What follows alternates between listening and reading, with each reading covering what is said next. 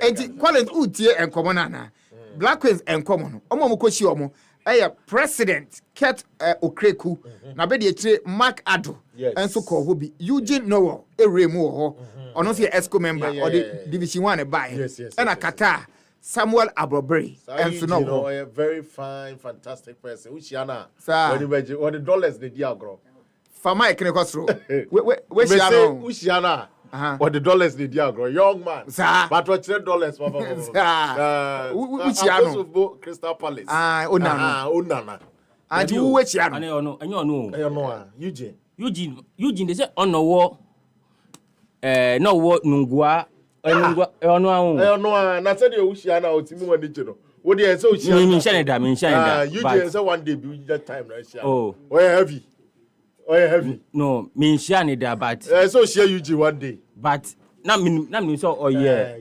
uncle T sad teams move be like I know that is a fantastic administrator Uchiano so mo ni je oni we dim komo kama but man ya there I mean the decision to even meet them na a whole Ghana Football Association president utimi ehia omo na afi obo mo an ho ba se ekwan bia so so utimi di omo ikochia omampani ya de kase many times you tell who sad there no it is a 30 years okraku this time who they need say so the man after this qualification question no kra no eboa ema man no omunya rehemu kase assign Emma omo motivation as inspire say we will do more because we expect to say Ghana a man after better saki mo awura aba be do some pepper so there Sintim come fi say sabredi en ka say e beti aka no preko percent ka say sabredi ka ya nya hwe kra no ka Ghana a man football African get me do final it this time say the preparation is here free as no why there indeed the decision to even choose mami a friend no Northampton scratch say this time a man football no it has come of age na baby omo do consistency akoso with team nim 11 matches just a loss with only 2 goals in chetia no enya de kitua bi na say enye ade keke say obia be ye nti me gidi say Ket one way or the other you for credit ni bi man but oba na oda no say trene no adwuma pa wa bo ene pepenso a wode Black Queens team no ababedu mi say o deserve say you see one no yemfa ema no okay fine kwesi wo de kakra be so anana yem buban fi ho oh na we aka ni nyina wie special aka ni nyina wie me pese me ni Alan ye djuma bi quick na because Alan kra ni laptop media green brother ye nya quick na bibi ankoye media man young Africans game no ano edin nyame ya do mo kina na eba ebibi mema say football no expert Alan Green the researcher or try game near 4 p.m. Mini na din komo bi no say kele yetimi ya sa de we so dia amanfo be boaje so but china ye be ye Alan bibiansi e kwa be ye no say ana onkai enko oh makai say we dey enya commentary sem oh da bi 5 minutes bi achale na ho da na ko na ye show no sa da bibia so ewie pe but quick one statistics ahodo a e say obiate ahead of the game.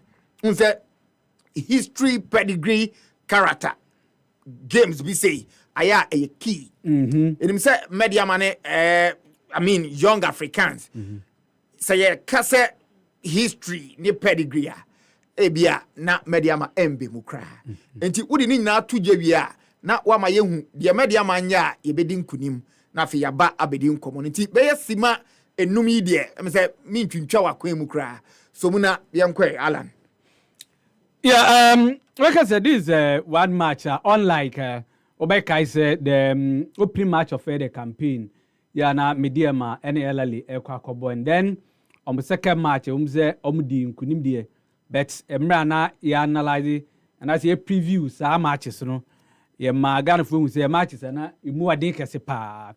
Me dey say we so no enye match easy bet there is a match I feel said mediama say only say after sa enkunimdi di last weekend no ama echimude bi ama oma fam na so omo approach match said the omo approach the last match on boy na mediama likely say omo timi record omo second victory about this particular qualifies him.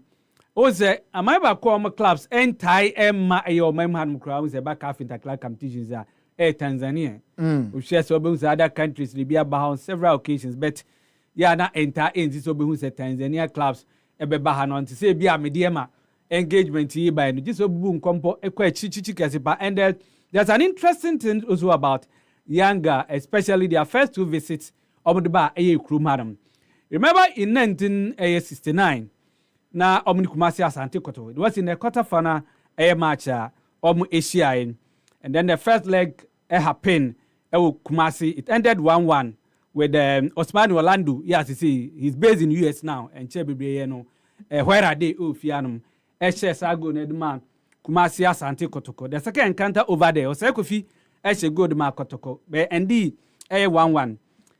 But on that day, Kotoko qualified. The reason why Kotoko qualified was that it was the first time in the history of club football and as a football on the continent na yedin tuntu ye toso kwen e dey decided say obi progress enkonanim enkotoko ewini that toss of air kwen no e dey again this same Yanga ya enei on be piemu e we kroman ma oba bebu then see ya ye tuntuntu no both legs no and e draw 1-1 a paya the any decided your progress no na toss of kwen afeben 1969 into the atiane say Yanga timishe go wo Ghana timishe go key yanhwe ne ye timishe go wo Ghana Kumasi wa a year later tobo one no mo share no na osay krum baba ya osay krum hono ma good to aswe a year later in 1970 and then akoto didi mari kwaje first African Cup no Yanga fui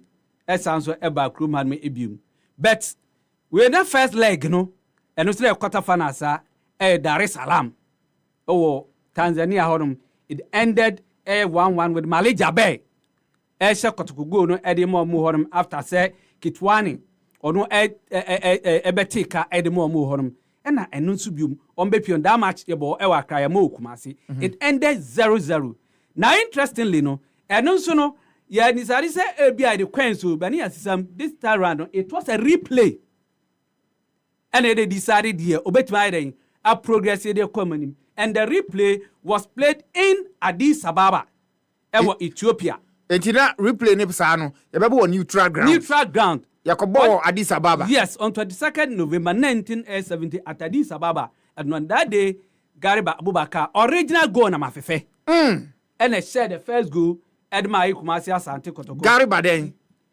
Abukari Gariba Abubakari ono na kase go na mafefa ye kanin na in fact ono originator of otis obi si go na mafefa bi na de ba nya obia ono de ba go na mafefe ono de ba ndie ne se fa ball no ma no obobo e de ato atena mu to Japan kre so asem de go na mafefe Addis Ababa ne si sen 2-0 kotoko she Abukari she go no e na yaw sam e de ba ko de ka ho e na kotoko progress here e de comedy so you see there's an interesting idea na make say on to rest and last media ma eba mu you know if you almost nyina nanka clubs no you know in terms of CAF club competitions ma ha no until say media ma ebebiem the dia be ka say this is a match media ma unlike say against El Ali and then CR Belouizdad you know say in terms of number of participation on the continent you know ya dey say Yanga foi eta participation media ma but so show me history pa on the continent maybe you take last season here drew final of the CAF Confederations Cup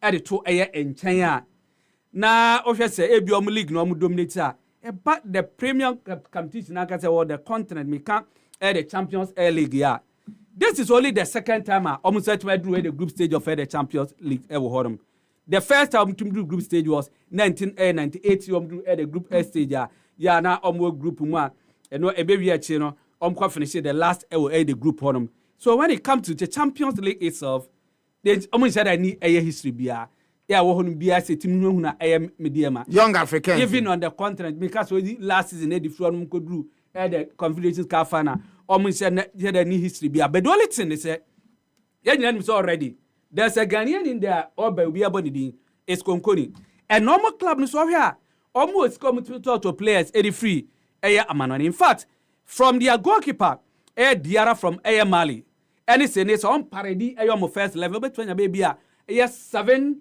or 8 of foreign players or me starters or me na Tanzania for. You are free other parts of the continent and I see I can edit MOM. But I'm just saying can. So I had the media in that match no a boy. Now say o man kasa krampo me can younger for so starting this group A stage now.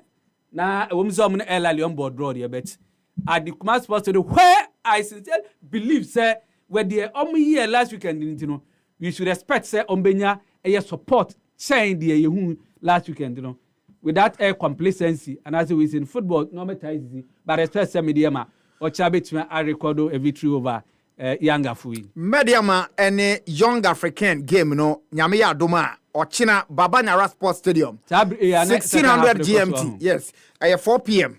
Examine that second half no course in India ya bobe 20 minutes crab Mediama 6 Mediama 6 young African 1 sabre no coach Miguel Angel and so coach bi of Argentina into omo Messi style of football what you say and coach so ba and say Mediama intimi ama stadium na mbobia call Dar Salam wa omani so bebri because 60,000 seater stadium and no bobo and he has say no it's likely ebia stadium capacity no have cry and bobby but adia ba ko kan ya mabohu kakra ne say Baba yara ho no enye omo baby foforo omo nananom abebobo ahye wo omo twedro wo but we are hoping say Mediama for no more mahaban team yes of course because Mediama team nso nya bad omo solid side anyway but ye hu kakra ni go no omo di kan be she Baba yara but the minim so ne say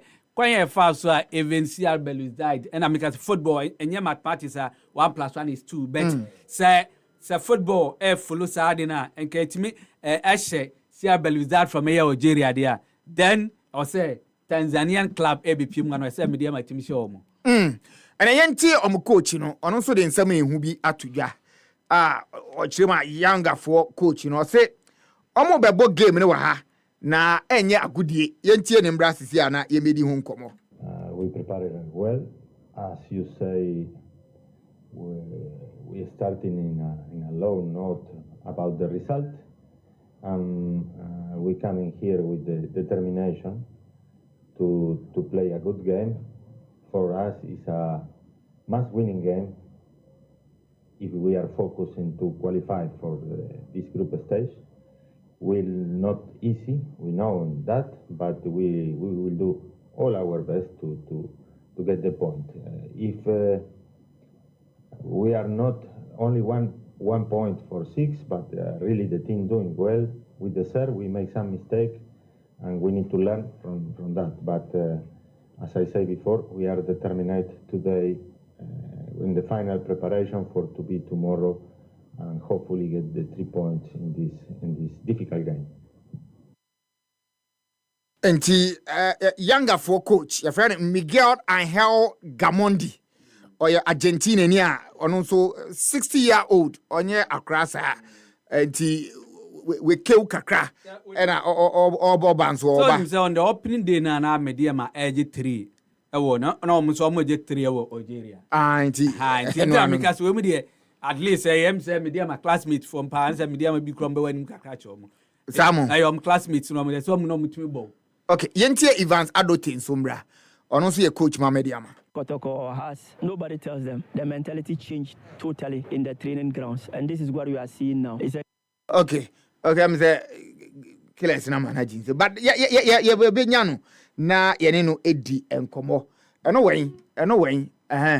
Okay, Evans Adote voice no way. But okay, yentie omo goalkeeper no. Felix Chei Embra na ye be coach ni so. As a goalkeeper, you need to keep a clean sheet. Each and every game, I wanted to keep a clean sheet, but the game decides sometimes. Your wish can never come through because of 1 or 2 mistakes. But tomorrow, I'm not promising that I'm going to keep clean sheet or whatever, but we are going to give our best to take the 3 maximum points here. Okay, and you also can be also on budget 3 maximum points in China. Yan Shady and also Ebe Konyami Adomo China fee Yan Queen anymore. And Mediama Younger Club African a big gamer Basu Kumase Babanyara Sports Stadium. Fiada no 9. Enti ochina by this time they bought the second department of the game. And also any share kakra. Yeah, she said and obetimi wie payo no. But special o share said it here. Mr. Coach, edi nkomo or highly optimistic.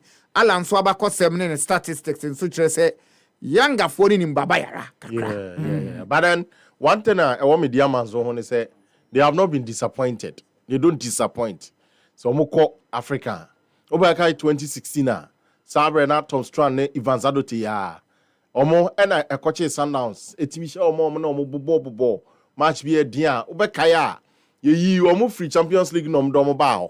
What you say, but at the end of the day ena Sundowns new opportunity as a tournament no omo na eche, which means it was only Mediema Sporting Club in Etimisha omo telling you say when it comes to Africa on 2 occasions no man make it to the Champions League group stages no or match say omunimbo because that very season and I said that very year 2016 no Sundowns will be a no Champions League name apart from Mediema Sporting Club.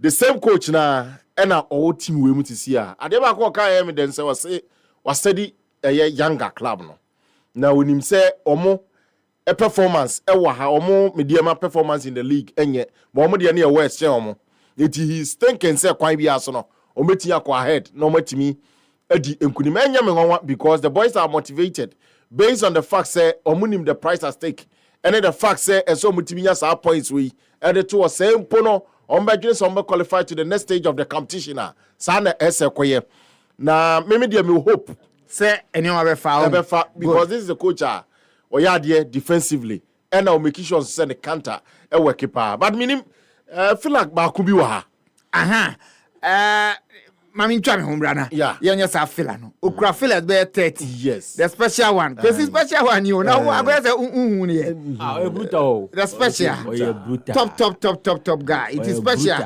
and so ha the full name ne kura na ekumi no Nana Ofosu Apia the special one Nana Ofosu Apia say training ba uti insuta chebi osai mampo insuta chebi beposo keke sapon yen chi say ugina wa na wa keke sapon na kwa offenso Debbie anyo but the award say ukrom so be atwea yes atwea yes owa na so awo mpa atwea within the year we tinya awo season no be 10 yes I wasn't into one ya kwa ya fa Mamponkun atwea mamponkun mu na ya fa mamponkun betia fa atwea ekun ni mamponkun ni mu de eno na amachi de say mamponkun mi kwankwe mi bembe yes owo hoda serious I kev obesuru we am be sure na arebe pon say gube na ekun ni obi ti kun a onti ase ekun ye bom na donko hey okay ozo wa chiri pa o it is special urban special kuta fillers be 5 special ka bibi ewo me say bofo akwa ho a bibi a ko chiri asem bo mo fo ma ko ji asem ba bo papa wan hwa ogu team na no enti twa ye beba kwesi media no femu kakra omne yanga ye tie omu nyina but ansa na no ye ntie Evans Adote on a head coach Mediema Sporting Club. So Mediema na Sporting Club.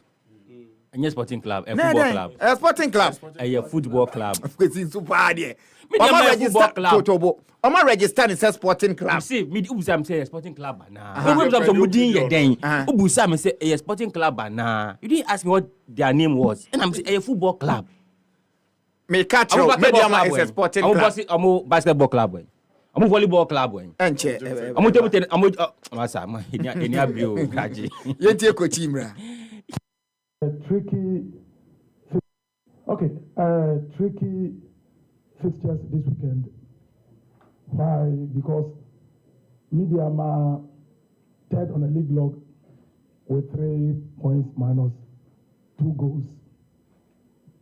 Yanga last on the log, 1 point minus 3 goals.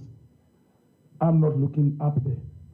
The two Northerners they will fight against each other. The league log speaks to me as a coach. They need to prepare or they need to set up because at the tail end, 2 teams will qualify to the next round. So looking at the table, I can only say preparation is ongoing. I have respect for my opponent. Yanga is a team, I've met them before, I played them before, years back, 2016, if my memory serves me right. But encountering them this time around, I've observed them. Well, they're a good side, I must say. The pitch tomorrow will decide as to who carries the day. But to me as a coach, once I need to come up there, I have to prepare well to make sure by close of the day, I'm up. Okay, and the Saba penalty, Evans Adote, but yeah, twice walk in the Mediama game, ya can't answer maybe. Because now saying a cry saying, you see, Ghana, dear, apart from Abrofono, Amu sa Arab Abrofoni, dear, we moved to me. Eastern Africa, West Africa, Modi, Amu boy say, yeah, any dear, ya sunset and crowd, no much buga. Yeah, Nasa, Elali, Muzama, like Muad, Mo, Sanko from the Yayin to me. But younger, no more. Massa, guy, in pay Massa, in Abru, Kenya, somewhere in Abra, younger. They make more investments than we do here. Sure. They can do all the investment, but when they come, we'll beat them. They will do all the investment, but when you better show me, you better qualify. But try game they count. Oh, of course. About me, them will beat them tomorrow. Sir. Now, but lose that no. When we meet them, for me, they have to beat them and you fluko. And you joko. Compare media team, in terms of player quality. Let's be honest, like player quality compared to Belouizdad, but we're able to beat them here. And I don't see why I want some Amusha Younger. To be a finguso. And the younger bebo medium bebo younger. Basa na say e be den kakra. These are the kind of games that you don't even lose here. Would you shut shop? Me man show. Shani ba ko no. Where they at all cost to this game, you have to beat them at all cost. Now what ha? My younger be draw and so be show Ghana. How? Why your investment when Moses Parker? Media mama your investment when you mo sponsors near there munya between stadium. What she lose that now my younger be draw and I be show her no. So I'm sure they will go all out to at least get the 3 points. Okay. The result will matter to me whether 1-0, 2-1, 3-2. Points in here. Points, you know. 3 points, no need. Anyhow, because we know round robin. So, okay. Get the 3 points. Very necessary. Very necessary. And sign a score line. Each na Jacob say we are 2 and compare 1 or 2. Into a trebebo no nsia de na medium of 6 points. Na bulldog there. Okay. Good. Say Sunday. Say the Sunday bulldog there no. Same. Sunday 1-0 pa. And medium share ebema bulldog ne ejina ye because Friday, Saturday, Sunday, Monday, Friday na Friday no bulldog nko. Debi ya pon say. But so pon kase go jinem. Enye bulldog nko banners. Hey, onso de nana ni okay. Yes. Special. Yeah. Say ukra den. Say but for coach na to say cover baby any Gold Stars no. Frimpong Manson. Clinton Bafo the typical 6. Bobo ma bofakwa. Omo out of omo matches omo bo 10 nyina no bo. Apart from a day unya knock free. Clinton Bafo say obedi papa na chi. Ako bibi any Gold Stars. January ya Tobo na Frimpong Manson na ede ne ba team. Derby. Ya Frimpong Manson beto no ho. Obeto Nwankurina wa wunim Nwankurina against a folk. Ona na your orchestrator omo de share 1-0 no. That day no ono no onya man of the match. Nwankurina no. Nwankurina. Yes. Now our 11 wonders. Ana bofo akwa. Now we nya bi mo. Sa. Ana bofo akwa no by. But he's fantastic now. Ujira fifini a ball on him ball pa. So player we so akasa ono so nya. Obeko. Okay Ben York. House of Folk. Summertest to House of Folk. Yes, sir. Benjamin York grad also terminated the contract. No, na uncle. The loan contract no person konachi. Unza no Summertest one bibie ni ho no so e ben. No konachi. Ida so about House of Folk. And ne also pro training na meme hwehwemu o. Say obefra la ya can be say ɛhɔ no ɔde kɔ ɔmpɛ na ɔse baabi a onye ɔbɛkɔ ɛnyɛ house of folk na ɔsan pɛ abɔ back o ebi sɛ no kra ɔba onye bi mbɔ mo eti baabi a ɔpɛ yɛ nsu atreman ɔsan pɛ samates baabi ani Gold Stars clubs mmiɛnsa wei na ɔsɔ ɔpaabo Ben York menhwehwɛ mu amada adana di no Andrew Sapau so kai no Kumasi Asante Kotoko ɛna ofiri kɔ Bofakwa ɔno yɛ Bofakwa team no kro ofiri ɔna kɔ Kumasi Asante Kotoko basi sia America say Andrew Sapau ɔno so nya obefiri team no mu no wadi baabi ani Gold Stars coach Bofakwa kofa no ya omugya no from Pomanso achi nya from Pomanso na akɔso Hot Boys no wo mo na so omunya ombedi na chi akɔ ɛno na wo wate menhwehwɛ mu na de na di clear my year course bia Bofakwa players no hwan ne hwan bobodi ni biom Clinton Bafo on the ball 6 aye ta friend Clinton wokɔ sunyan dia Clinton ne de ni 6 no obo adwuma pa Wankurina ɛwɔ hɔ Elijah Ade striker na sɛ obɛkae a ball Super 8 no Division 1 no ɔno na ball winning goal final ya de gye no ɔno nso no onya obɛfiri hɔ akɔdi n'akyi eti sese na kamea sɛ team na ankasa mu akɛsefo maako ɛnan na Kempon no wa brantie bi ɔmo frɛ no Ankra Pepe no ɔmo taade frɛ no ɔno so ɔno na kita ɔmo 5 ne pa ntia minya ɛkyɛ sɛ saa players 4 yi kyerɛ sɛ including Ben York ɔmo so ɔmo nya ɔmo bɛfiri team na kodi Frimpong Manso akyi sɛ January ɛba sɛ transfer ni bi pro ɔmo pɛ sɛ ɔmo yɛ na omunyina atoa no no ɔmo toa no okay special meda wase sɛ ɔde filler enkensu a ɛbobɔ ba nyina nso aba we see mama mbra ho na yɛnhwɛ wo sɛ ha te kɔtɔkɔ game no ukɔ Kumasi a ahyɛ ase gada momentum amanfo edi hu nkɔmɔ ba even Accra ha wonam kroma amanfo ka ho asɛm na ɛnɛ no ha supporters nyina no wɔn mpanifo no ehyi wɔn ayɛ incentrofo enhyie mu NCC no omechia yɛ incentrofo enhyie mu na ɔmo game training Elvis Heman na sɛm a ɔde ato dwane yɛntie mbra na yɛmɛyɛ sɛ yɛbɛsosɔsosɔ akan no kakra our supporters and everybody who is present. Kumasi is a very important place. It's a very important venue, also for that matter, when it comes to Accra Football. We have enjoyed significant victories in Kumasi when we play against Kumasi Asante Kotoko. In fact, we enjoy playing in Kumasi, and whenever we have the opportunity to come to Kumasi, in fact, we are very much excited. So we have invited you, the press, for us to talk to you on a few things. Our focus for this press conference is mainly on the Sunday's match. And the reason is very simple. We've not been performing well since the commencement of the season, and you and I are all aware of these developments. Currently, we are lying, I think, 7th on the league table, and this was not what we bargained for at the beginning of the season, especially looking at the kind of preseason. And if you check our results during the preseason, we're doing so well.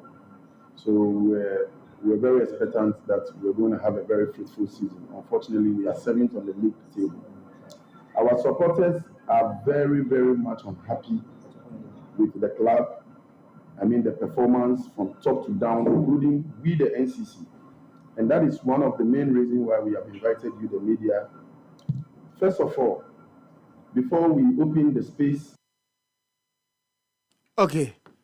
Elvis ena yatini nkano ne kase 8 ya so mo boabo mo ho soronko na omode akọ game omne kotoko bebo no o say ha supporters ne hu say has performance na say enye how kese enso mo keka ne oma bom na ometimi akọje sign kunimdie no wo Baba Yara Sports Stadium kwesi yas ne kotoko no na ye hwe de supporters chairman so akin na se oba sebe no ya de e school sa na se duwe bi na se onya de no nje se so okunu oba o school no ya de na se duwe bi na se ne ma nkoyi a o so o hye ni nkrai mum edu be bi na ne o ma ne nkoyi na wa shedding crying and koye We can to wa kakra. shedding crying We can and to koye kakra. we shedding crying and koye Ubekunu. mane ko so edwuma Ubekunu. say school asem na woka Ubekunu. analogy na ode ba and am say oba no wo de na ko Is any one has his way. Toboto. Me bye. Is any one has his way. sa Anya na say wo bo Africa na ene say ogusu ko school no. Say school no ko wani that means you are progressing. Into ball league na wo na wa ba no asa ko Africa wo na asa ko na de bia ko na wo wa na mu a say school na ogusu nti adwuma na has for ogusu isu ya no Okay, nti fine. yen fa ni sa but say do some stage in life say say ebia only obi kra say your enemy's enemy is your friend. Do you know? Your enemy's enemy is your friend. sure then there But baby do know. Has for no say omni kotokofo ene kokun. Say umpe asa say bia we house supporter. But bia only Toby wo issues. Only Kobe Jones wo issues. Only Elvis wo issues. Only Vincent Shadoku wo issues. Whoever only no issues. Baby edu no. Say some of them say as a boy against Buffalo Kwamna the next shot you can see clearly. But baby edu no. Say has for war 4-0 be a match kotoko akọ from person moti saka no. Saka ne ye ka bia has for no even no matter what say ompe has a same and say by administration has same cry this time now ompe se kotoko beti saka no. Ena say owo fie owo adwumem owo suku baby owo bia no. Kotoko fo ho a se kotoko has on Sunday a ombe tizino. Nti sadie no ompe se ebesi even though ompe ebi has the Morani club no ompe the way amukochi club a place or be ompe ni maybe why cause club no ompe no e ben ya so man bitterest rival asheno because of ebia disagreement on nkofo bi omo club no wonti. That is why I say why realize here every time e be do ase kotoko bia no most of the time and all the time but most of the time yeah, all the forces about together say they be ya omo to me achieve that aim no of getting the results against Kotoko. And me assure say that is why Elvis calling for all hands on deck at this time because team there we all know has out of 39 points, has in 16. I'm only 23 points. For a club like House of Folk, you see has amunye hu biem. Ya kore bi on na ma shaman ya ko form ma has we arras mo fan man ko boy and the goes my has back kakra. So it shows you the problem our has team nimu. So it is a good call from Elvis and show leadership. I'm sure that has a folk for this. You don't even need some. You see, the fact of the matter is that at this stage, we have supporter. You don't need someone to tell you, say you need to rise up. When you got to supporter, you need someone to tell you to go and support your club on Sunday against us folk. You don't need you don't need someone to tell you, say, oh sorry. Now you have supporter who you be so can say Sunday has Kotoko so support your club has folk to get a result against Kotoko. Because the Kotoko shower, we are the hour of 4 Kotoko form, tizu, mates, we do for school, never be brain. So it's a good call, and I hope that our supporters now may aggrieved and grieved. No, Omobe Jatumuna, a supporter of club. No, and you see, they are quite more difficult. They say they are playing home, away from home. Because me assure say has for a alternative Ghana Cape Coast, right? Cape Coast. And that should have been the alternative. And I say I'm away from home BM to Kumasi. And it is good for them because as folk feel more comfortable playing Kotoko in Kumasi even than Accra. And also they are fans in Beba. Kumasi they are fans in Beba. Only Kotoko for here Kumasi for. But so you say game next I do has a Black Stars match na was it only mini wona na mini brenya game na bob 1-2 na me huni pam say game na hwe ni pam ba o last Black Stars game no actually game na hwe ni pam ba o best at game na park nya you don't see where they come from enti best at game who say has ni Kotoko no so nipa beba o chapter 9 for no dumo mu du Kumasi ni enyama mo ye Kumasi no kili mo ni bra match we no chapter 9 for no thank you from mo ehun dodo baba shy money see uko hu nyemo mo ye Kumasi but say see Kotoko form na no e dem has you see me discuss match no How to go me be analysis na me discuss match no. Ala mo adwuma. Eni ala ni be mo adwuma. Ala no adwuma. Me shafa manfo na nsem na metete for shafa manfo no. But some match dey unkum. No minkum ala mo na be. They no special no me ala. Ela mo adwuma. That special no the tactics be ba. I'm no me tactics na ala mo dey we share we 1980 1955 am me say adwuma. Okay. But also be there. Shafa manfo na adwuma ni amunse ma yetete fi ekire no. Okay. Has ni kotoko. Unse one thing na nche da anya adwuma. E wo mo form no. And say Chelsea ni United for. Unim say Chelsea United. Yeah, but no so. Say example. Don't pay examples crowd. David. Men ko answer. Unse game bi o wa. Even though two teams am hu some way but we see na baby oba hye no. Nti enu bi nka so ni form oba hye no. Obi o form o hye no, oni form o hye no. E say United o form o hye Chelsea, oni form o hye Chelsea. Then no to use analogy ni say form guide. But has no kotoko there. Form guide and count. Obi etimi hye. Michael Osei, your coach Michael Osei, or than that 20 be share so folk our Class Sports Stadium. Okay. Has na kotoko main team no ewo. And na boy ya friends Muhammad soon say boy ya o share go no. Oh no, any game. That there no ye Sulaiman and okay. Sulaiman there no. Okay. Where the next cup game be? Michael said the next cup game be. Sulaiman ben. Oh, no nyafa the crown say ye. They were working in Chinegu. Sulaiman Abdullahi, Burkina Faso for goalkeeper. Inti Michael said under 20. Kotoka under 20 or the chance of folk team main team across Sports Stadium. Has for me now. In terms of as you kotoka there, it is nipa that day no the spirit no ebedi nechi. The spirit of the club ebedi team nechi sada no. Now still a house was spirit be a EDH. Oh, in terms of house on kotoka there. Okay. And she dan break is in terms of Hassan Kotoko pa there. She okay sa Hassan Kotoko na akoya if I say oh sorry boy your boss second division war. Me na ko boss second division war Somanya no. Razak. Yeah. Oh, okay. Oh so boss second division Razak Somanya. Patrick okay sa match be share like need go no. What is your name? Oh boss second division Somanya. Oh, that Somanya United. Brian na ko Somanya United. Razak. Patrick Razak. I'm some never way to kind. We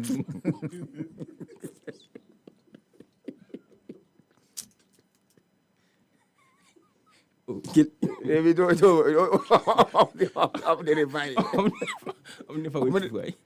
I'm the consuming as I'm never cry. I need to cry. O say Sidebia. Good. Okay, fine. There's one team there Agomanya. Na me pon player bi dia ma me second division no.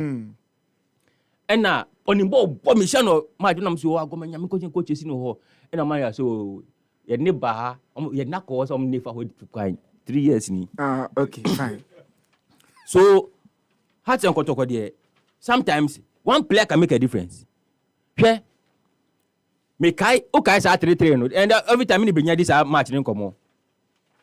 Sa match no sa 3-3 no o kai sa 3-3 no. 2008 3-3 na me service okay post oba me ho kra me so obeka ya me kai sada no na Vipers enso ne Dwarfs bowo cho VV oja VV na mo so bo na mo division 1 at that time na mo bo league match na midweek that match I think it was a midweek and na Sunday na mo so mo bo game o Cape Coast no why she na Ignatius Ekoganza na I think Thursday net bench to say and na kwabna gba for friend no na obroni bi na coach team no benya I don't know so we come obroni ni din no that time na has a camp or Winiba very good it na obroni bi na coach has at that time asana gansa yare on cat no don yare no apam no from camp do breve apam na geko ganza ne net ho and na kwabna gba for friend ko ganza say masa bra camp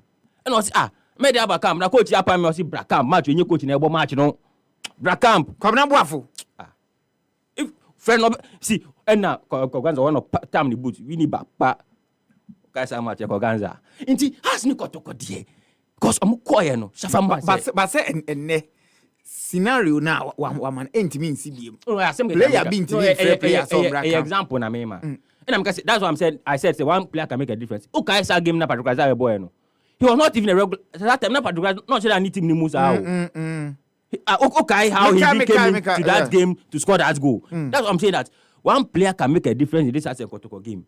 Into me use form has any form. Kotoko Sukran said that, but in the form he has there no. Mukwela is back, and he's scoring, and it's good for the club. Into a very very exciting game. I'm for saying I'm money them form. Has Kotoko once referee ball play, the game will change. What is form? Once the referee whistles, do you need someone to motivate you to play? Has Kotoko? Who say crown 2-9 say Uko Jina has Kotoko show Jessia. When you look at the euphoria, the crowd, the excitement, game, you don't need someone to motivate you into that game. When him say one of the easiest games to coach has no Kotoko. Say me a coach has no Kotoko. After them come tactics bang. Me kona si crowd no. Kona ko go in ma se ko we jam some go am go ball. So sebe. Be me bre antics so pa ho. On share crowd enkobo has go. Yeah, national team coaches and team sam for Muntaki tutu. No, has enkoto ko na football be be do about tactics. Ya di infidie ye juma no. Ko crowd na ko ball. Tactics are okay. In the year okay. Last 2 years and team Ghana coaches. Hey Muntaki tutu. When say Ghana hakrana ya ti say might be because yetimi ka chobi say fa shire bo enim na copa agreso romo fa shire and na sade na nyejuma goalkeeper every match be on be or chat off obeto tofi gu nipa nim e be say eno no ye faith okay say ngidie no saraka e wo ba bia anje no ko de anya bibia eno de ho e na wa san koto ko unimu ni o mamamfo be anya nu mpo asem okay but then so wo ho say spiritism is part of football. Spiritism part of football. Shafa man is animal no. Ni nyina ka football. Because you can't tell me that say Obi Eddie Rose say there was an Afcon Niang Mamadou Niang Eddie liar Eshe na say amulet na omutwa na epie and people were like I think was it na Ghana na was it no team is no but it was Mamadou Niang. Yes. And I was hey I'm said the Romani all the roads that in come I'm normal I'm Kwesi sha mo no ma me feel like but see na last man na 2008 no inti o say or the Rose Tunikum Christian need Rose Tunikum and the but also be lie ato na see a any the Gidie munsem yeah so me the same man no dey mention that so okay football no me say that so saying me so because it's part of the game okay you very ask nkoto pity okay original pity because ni Gidie munsem na okay na bia no so wo Gidie shafa mamu na ko na shafa mamu moto say fa ushu mu a onye if that's your faith won't you do it obey training but how the motor no be sra do you think that Ronaldo mo janom dem so ni adom so ofie no kwa onye ni training he will do his training but he has his beliefs also kwesi yam fancy has ne kotoko game no ade e wo ho okay asempa makai asembe si unsu de and some good team do so just no any brain okay ye di coach bia na unim no bia dim no na omukoye shafa before the game war Mighty Beach and I shafa man no free ade ni free Mighty Beach na see Titanic no oh no Mighty Beach was side say last hour but no at the end of Titanic okay oh and I shafa man no free ade ni wo nsuri na ade ni pie coach the boom ade ni pie o pie fi ni tough and much coach the boom na uni mze gozi ayo so ka jo se udwane abebo dem okokra opele good evening asabina also edi abe kwesi yanya ntaman ene Mr. Starboy wo game Kudus wo game oh yeah and also ho enti kabom se chibom inform Newcastle and Everton a big game and afi Tottenham Hotspurs and so ne West Ham Starboy Kudus ebebo biene minim Chaskele United ne Chelsea ne ana emfaso bi eni so oh I leave us here discuss it okay and on said there na we say na see here because from Chelsea are there, so no, from 2013 say Chelsea to me share United or Old Trafford. And in rank United not make clinical. In ka first half nke be 6-0. Okay. In rank come clinical. First half nke be 6-0. And Chelsea, why do you spend so much money on 1 billion and Jackson is your lead striker? A priority so. If you ask you priority so, it's not about buying many players so. It's about buying the right players, not even about buying the best players. And that's until about me some our daily Sabu preference, our daily man now said then book B. There was one chapter 1980 or so 82. US for no more Olympic Games. Ice hockey team no.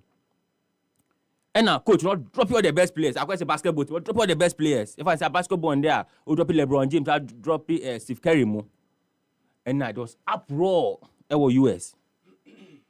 Wankasa, didn't attempt no koi no few beer. No din simple. Drop all the best players who no didn't contribute. Some interview no can say you don't always need the best players. Sometimes you need the right players. That is why France won the 1998 World Cup.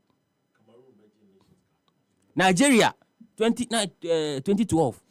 Because France Corona they have David Ginola Cantona no yes, but they didn't. They went the young Henry Thierry, Tracy Gay. Yes, Romario. So you don't always need the best players. Sometimes the right players.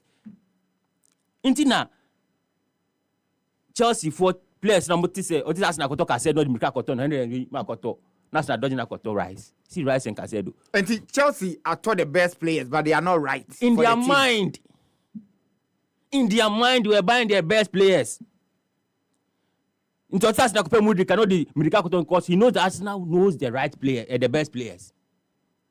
National dodging akofani pafu. And now Arsenal shabody or shabody that down. Arsenal nimse with them dadana. Rock of away. Now they may pen on my face that kofa. Inti Casedo me pen no me pass no pe Casedo foko. But dadana just me akoto no akose market no face kofa Rice boko. So Chelsea didn't do the right purchases. So they bought a lot of players, but the players are not gelling and they're not playing well. And there's no guarantee that this Chelsea team can do any better in the next 5-10 years. What's the guarantee? Next 5-10 years. Bra. What are brother ye? And Chelsea team, no, this is in the end. What's the guarantee that you can do in the next 10 years? No, but say you share leg no performance and you cry. And I said, I'm dying. Oh, but say yeah. And I said, I'm dying. But say yeah, chin first. And then tell fee. And then can you cry? You see, so it was a good game, at least for optics. Yeah, it was a good game, at least for their level, for their standard. But you see, I'm not dropping standards. No, if you watch the Luton Arsenal game, okay, ball a Luton boy. I'm not even talking Arsenal boy. Okay, ball a Luton boy. Now compare United, any Chelsea, ni ball mubona. Even though me, I'm not a fan of both clubs there, but they have to reach the standards, kakra. And they to be sincere, especially people should not forget United so a big spender so. I'm so spending power. People are even forgetting because players are spending big number but my average in town for come once a month. Hodgland didn't more they are no 80 million a deal. They're not among here 40-30 million players. So if auto players with that value are performance no say you reflect to a pack so. I'm going to Aston Villa with the member 1 minute. Yeah, with you. And the main game no. Because that's the game that has brought a difference. 1 minute and 1 minute. Any game made a difference never. Only Aston Villa. Now from 2013 so on share on Manchester City. And now in Drano here win at all cost. Say the bear or bet Topo City because not the 1 point at that City. In the of the City anymore so City at all cost. We're winning 13 home games. 13 games straight at home. The last team was no. Arsenal question for us 4-2. That was the last team I was sharing no when home. Since then, we show on drop points to home. We show behind the league home. Now in that ball of City. What? Attacking football pass say you ball. You attack you ball or City and Kasa and dra. Even though possession City agent kakra but a kind of dominant. City 2 shots, 2 on target as and no. City was not even dangerous up front.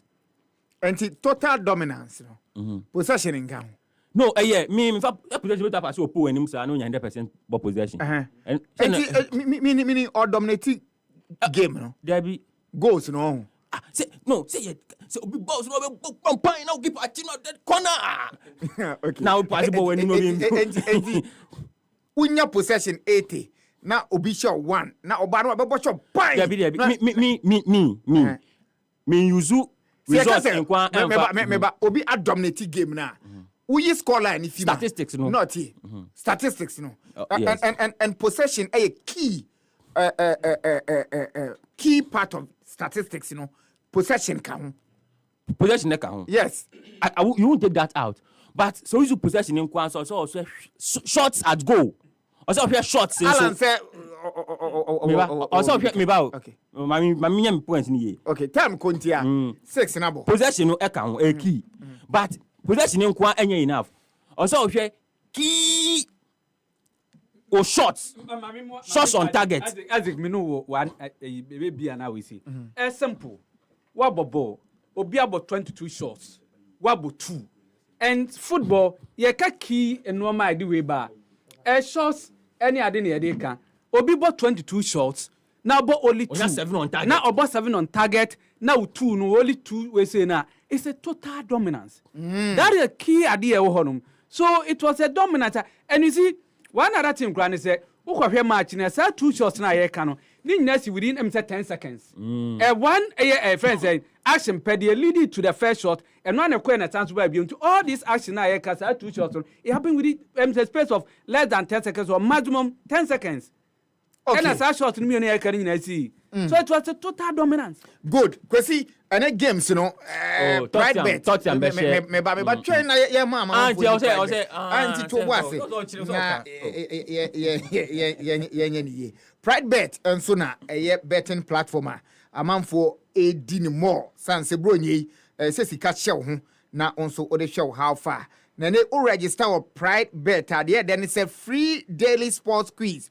Uyi anu a kapre bi enim eno ase ekoyie ma ope unya 25,000 Ghana cedis de bia ekoso enti yen rem pride bet yen register e pride bet na fe yen toto enioma ye na pride bet no o register ya all new players munya 100% welcome bonus. Wow, for your first deposit kwesi enti enya agudie e pride bet ni dini ne honam ese udi a ofele onwo bibi nso a 1 cedi na omama the dream bet code every weekend games Thursdays, Fridays, Saturdays, Sundays games na wahye ne kama and also 1 cedi utimi di disika twitwiri die ememu ye de tie mi din and once all log in pridebet.com.gh na wa click on the bet slip na uko enim enti register ana uni pride bet account register now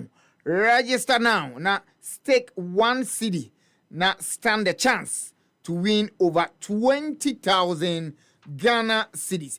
High sense in your man one bontin so kwesi yanya pride bet ne ene game si ye mienu pe de ye twa pride bet no ye mienu pe Everton Newcastle Senebeko Everton benya point or game ni mu I think the tempo ni brabre no enti win or draw for Everton. Win or draw. It is easy for people to say that Newcastle will win. It is easy to say yes, Newcastle will win. Yes, mabobrim no. So bobrim. Everton I think the temperament. Oti one but my Newcastle abeshe no. Enti a win or draw. A win or draw for Everton. Win or draw. Okay. Na Tottenham West Ham ne. Oh, Tottenham West Ham. A very difficult, a very very close game. Kudus in Diagro. As Kudus share one nation 2 say we lose.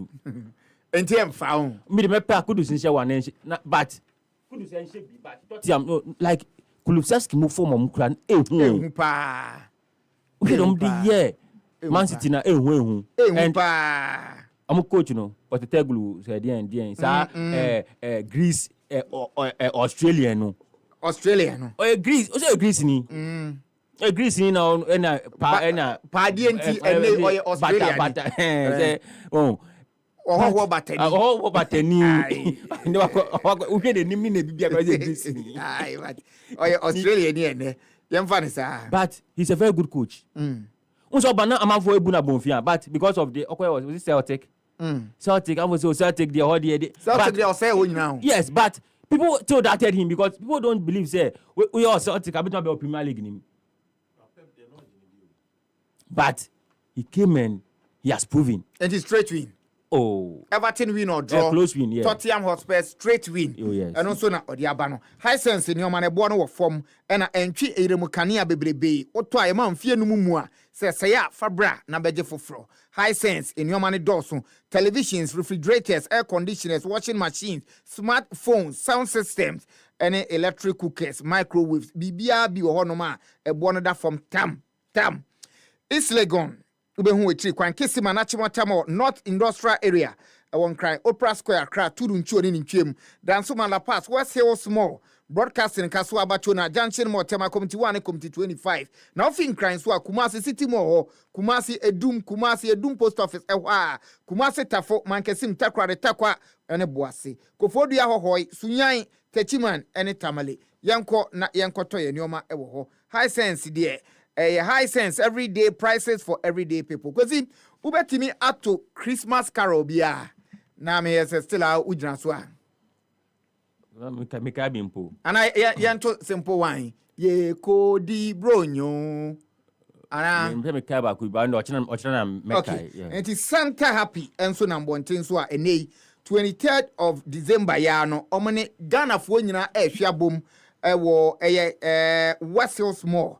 Na udu wana Santa Happy chenioma o manfo ani age eni bibia obun sampa bronya yebedi afele bronya ayede ankasa isanse Santa Happy wa habiem Santa Happy yeda wasia ensada nti yebedi yeni afele a na Wessel Small 23rd December 2023 ya December bosom ne de toso edionu amiensa na Santa Happy cha de Santa Happy ene twist pelele wo West Hills Mall Happy FM nimde Happy FM eni jenkwa Santa Happy spreading cheer all year enti eno nso ne de abakakra afei enyumre ayejuma bre ensadokodokwa ankra ni mpanifo nyina pe FDA fo agya tum se ye no mu mfile Angel Orange we didi awie na wo nom ne de Angel Mango nso mu edu udu nom kra no ndidi ayo okay Angel Peach nso ye kama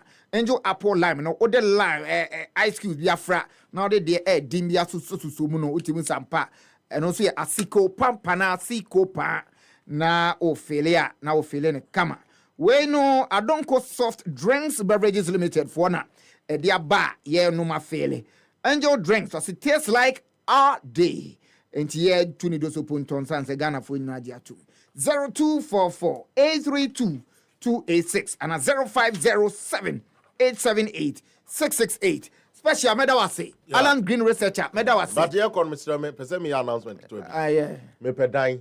Oh, one kasa. Me an. Oh, the whole special. Aye. Special kasa pedine. So we director now. They be take question special to fear. I come on. Yes, a nice gentleman, intelligent man. Yes. Top notch guy. Who headed? On pen man so on basa special up 4 bedrooms ana me put 2 rooms 2 rooms 2 bedroom and one we no mba na e betra oh me yere de oni ha but we ba oni ha mo be fam do we pass through okay one we yere tie ye mass eti nima fa ha kusi labadi Nima na ope. Nima, Labadi, and probably Achimota, Tesano, Kaneshi, Fawa. Asalam down, Hansunya, Babin pay agent as in Adabraka, men pay agent as Shukura. Around this area, because not kill baby, papa. It's your friend 0242 12 00 13 0242 12 00 13 mempe agent we the Happy Sports team member the special one ono na opeda no nti ye besre ma say mon fresh special nana fosu apia the special. Ono nso efi Kumasi nchuo ni nchuo na wabeka ye ho a. Me classmate Staunches. Staunches. Of course. Okay. Staunches into the black soldier. Oh, the black soldier. Obema baby. Okay, Staunches Hoa. Hoa. Oh yes. Hodi Hoa. Traffic be kun. Say bibi nkura pa we ni abrea traffic. Madam, mame gobe 5 cedis. No me dafo. Ene koko say. Koko 3 cedis. Madam, me say 5 cedis. Mama we am on show. Aha de ye gi ni bin. Me te se betika. Me bu